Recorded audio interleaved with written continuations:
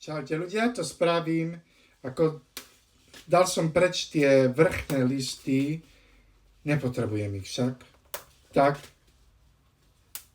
A toto dám do vody, pustí korene, napustím vodou, tak.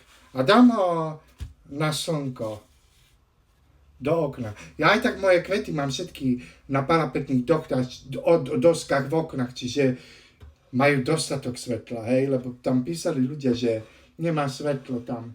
Tak ja som odrezal vrchol, hej, nad jedným z listov a vidno tam toto, že no uvidíme, či pustí nejaký ďalší konár.